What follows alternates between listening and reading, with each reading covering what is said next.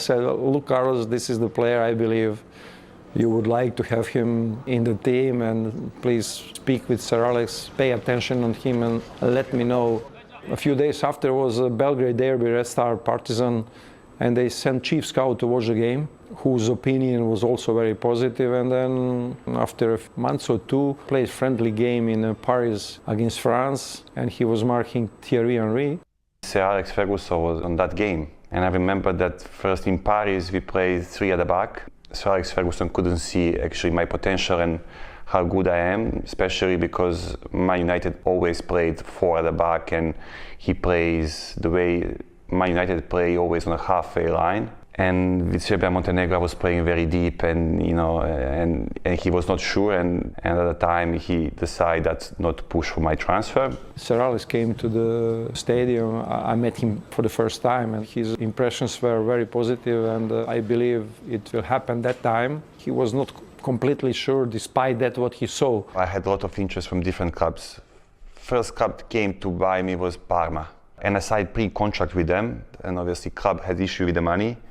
Deal was no longer in place. Then came Inter. Inter showed the interest, but the club at the time, Red Star Belgrade, didn't want to sell me. So I had 2 years of people speaking, I'm going to Parma, I'm going to Inter, then interest of Man United, the different clubs, and I was tired of it. So I felt that I need to change. Obviously, Red Star is the big club, but the league was not good enough no more for me, so I need new challenge. I had the opportunity to go to Shakhtar Donetsk. I went to negotiations with them. I was not sure that this is the club for me. Then I moved back to Belgrade, and after 2 weeks came Spartak Moscow. I said yes, I'm ready, and then I signed for Spartak, and I think that was a good decision, because if I left Red Star Belgrade at that time straight to Manchester United or to go to Inter, I'm not sure I will be ready for that level of football. I had a manager, he's Italian, and he's stayed with me through all my career, and he was keen to bring me to Italy, and he bring me quite few clubs, Inter, Parma, Palermo at the time as well, Fiorentina. So Russian leagues was expanding, a lot of new players coming, a lot of agents, scouts, they're coming to watch the games, and anything in life, when people start speaking, good about you, a lot of people find the interest. I had interest from Fiorentina. I agreed the deal to go there. Then came Liverpool. My English was not good enough to speak with Rafa Benitez. My wife at the time was girlfriend. He was actually in a car with me when I spoke with Rafa, and he showed first interest, and he wanted to bring me. Probably was the issue with the clubs, with the money to play, probably, but definitely he was keen to bring me. After 1.5 years, I think, they contacted me back and they try what's going on around Vidic. Would it be possible now to have him? And Sir Alex Ferguson just called me maybe 3 weeks after Rafa, and he asked me, do you want to play for Man United? I said yes.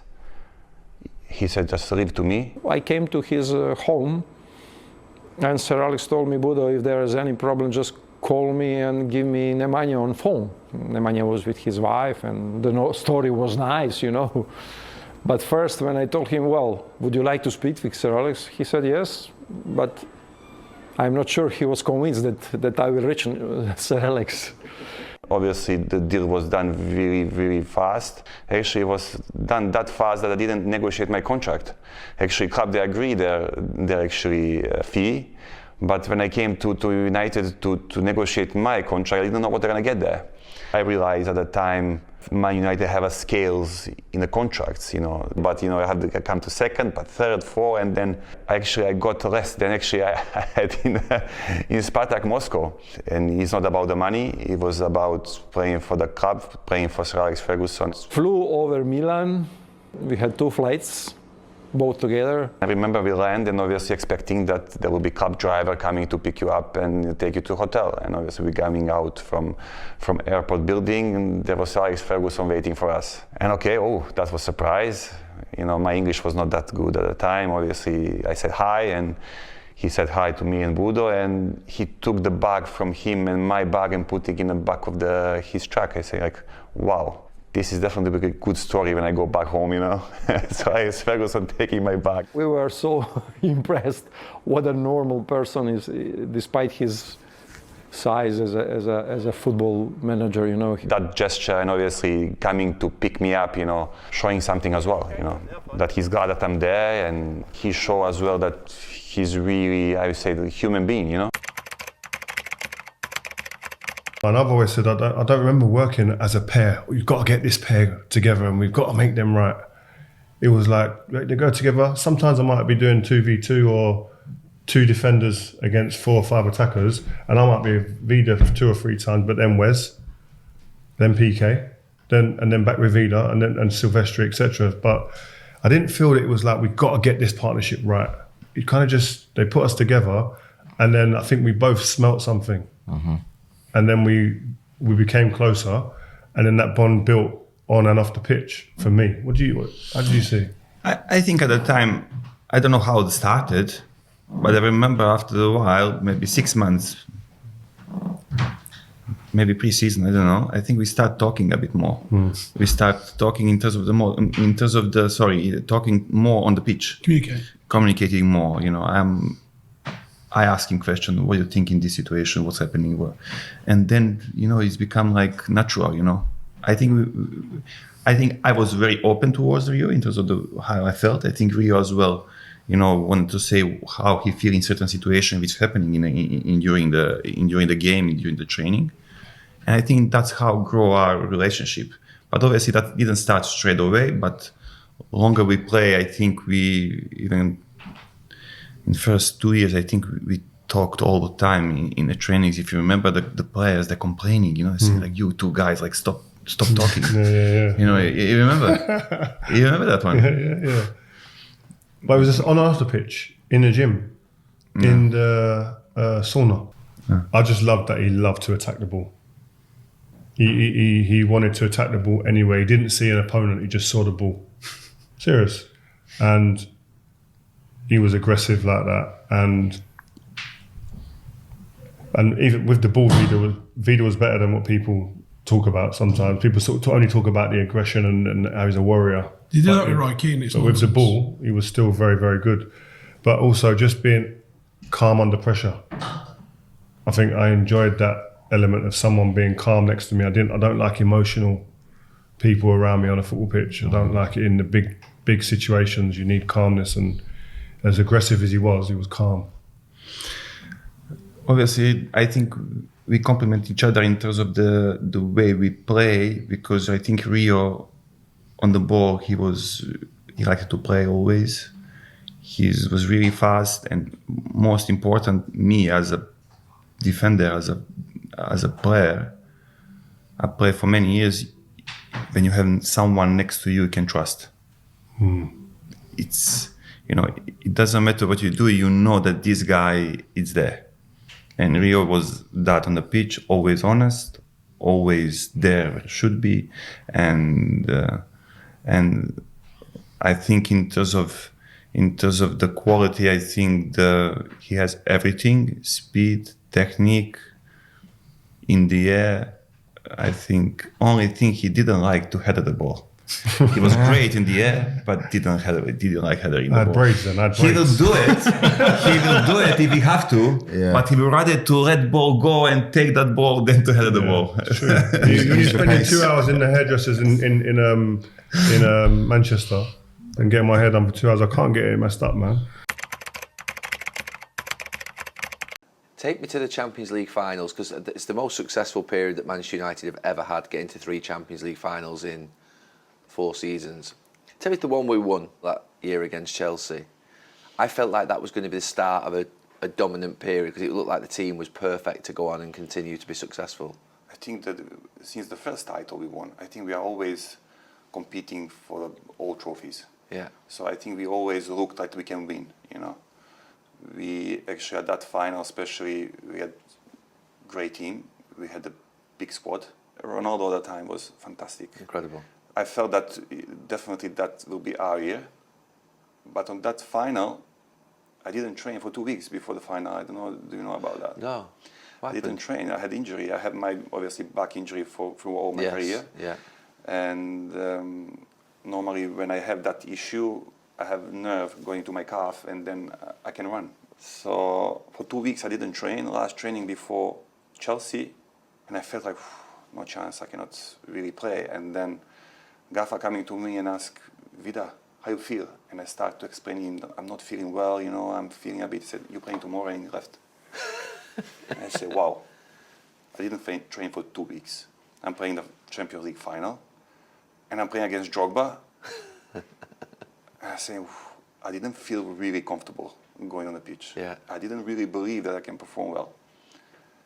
And then after first tackle, I won the header, I played a good pass, and after that, That's to relax. I started to relax and enjoy the game. And I think in the end, I think by UEFA, I was voted as a Man of the match? Man of the match. Probably because Drogba got the red card. If he'd have asked you, would you have said, no, I'm not fit? If he'd have said to you... I started to tell him that. And he felt what I'm trying to say, and he just left. Ignored you, yeah? Ignored me, yeah. That's good management. Yeah. But you're glad he played now, I eh? didn't feel that time that is good management. No.